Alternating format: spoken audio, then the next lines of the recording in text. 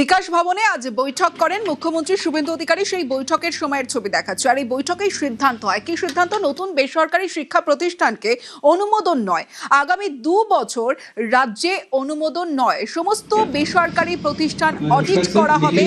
আজ যে বৈঠক করেন বিকাশ ভবনে মুখ্যমন্ত্রী শুভেন্দু অধিকারী, সেই বৈঠকেই এই সিদ্ধান্ত। নতুন বেসরকারি শিক্ষা প্রতিষ্ঠানকে অনুমোদন নয়, আগামী 2 বছর রাজ্যে অনুমোদন নয়। সরাসরি চলে যাব, সুস্মিতা রয়েছে আমার সঙ্গে। সুস্মিতা, আজকের এই বৈঠকে এই সিদ্ধান্ত, কিন্তু কেন এই সিদ্ধান্ত? দেখো, গত 15 বছর ধরে রাজ্যের বিভিন্ন প্রান্তে একাধিক বেসরকারি উচ্চশিক্ষা দফতর বা উচ্চশিক্ষার মাধ্যম খুলেছে, যেগুলির মধ্যে আইটি কলেজ, যেগুলির মধ্যে বিএড কলেজের সংখ্যা একাধিক। এবং সেই কলেজগুলি থেকে মূলত শিক্ষা কিংবা মেধার গুরুত্বের চেয়ে বেশি গুরুত্ব পেত বলে শিক্ষা দফতর মনে করছে যে সেখানে সার্টিফিকেট বা ভুয়ো ডিগ্রি প্রদান করা। এবং এ রাজ্যে একাধিক জায়গা থেকে বিভিন্ন সময় ভুয়ো চিকিৎসক থেকে আরম্ভ করে ভুয়ো শিক্ষক, সেই শিক্ষকের নমুনা উঠে এসেছে। আর আগামী দিনে যাতে মেধা ছাড়া কেউ ডিগ্রি প্রাপ্তি না ঘটে কারো, সেদিকেই এবার মূলত নজর দিতে চাইছে শিক্ষা দপ্তর, উচ্চশিক্ষা দপ্তর এ রাজ্যের। আজকের যে উচ্চ পর্যায়ের বৈঠক, মুখ্যমন্ত্রী, রাজ্যের উচ্চশিক্ষা দপ্তরের মন্ত্রী, স্কুল শিক্ষা দপ্তরের মন্ত্রী, কেন্দ্রীয় শিক্ষা প্রতিমন্ত্রী এবং দিল্লি থেকে আসা শিক্ষা দপ্তরের একাধিক আধিকারিকদের সঙ্গে যে বৈঠক বিকাশ ভবনে হয়েছে, সেখানেই সিদ্ধান্ত হয়েছে আগামী 2 বছর নতুন করে কোনো বেসরকারি উচ্চশিক্ষা মাধ্যমের অনুমোদন আর রাজ্যের শিক্ষা দপ্তর দেবে না।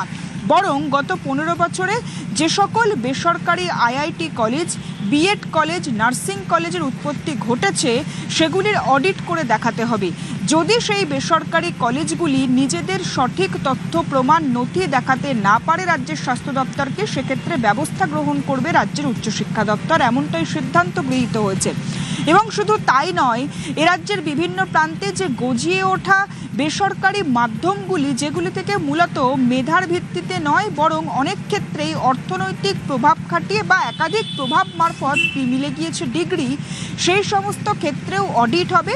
এবং আগামী 2 বছর কোনো বেসরকারি কোনো বিএড কলেজ বা আইআইটি কলেজ বা উচ্চশিক্ষা কলেজ, ইউনিভার্সিটি, এগুলির অনুমোদন আপাতত নতুন করে রাজ্যের উচ্চশিক্ষা দপ্তর দেবে না। যেগুলি গত 15 বছরে হয়েছে সেগুলির অডিট হবে, তারপরেই সিদ্ধান্ত হবে।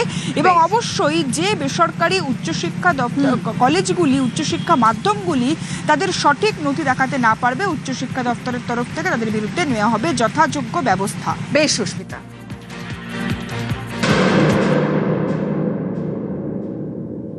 বেসরকারি শিক্ষা প্রতিষ্ঠান, বেসরকারি ইউনিভার্সিটি, আমরা যতগুলো এনওসি দিয়েছি তারা ফাংশন করছে, আগে ইন্সপেকশন হবে।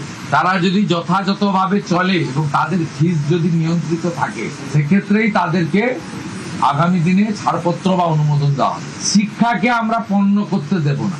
আর ন্যাশনাল এডুকেশন পলিসির অন্তর্গত এই শিক্ষাকে আমরা উচ্চমানের শিক্ষায় নিয়ে যাব। 2 বছর কোনো বেসরকারি উচ্চশিক্ষা প্রতিষ্ঠানকে আপাতত পারমিশন দেবে না।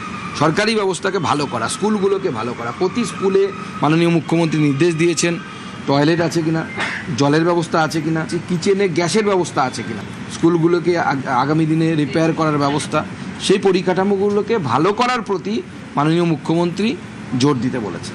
আপাতত 2 বছর কোনো বেসরকারি শিক্ষা প্রতিষ্ঠানকে পারমিশন দেওয়া হবে না এই ধরনের নতুন করে।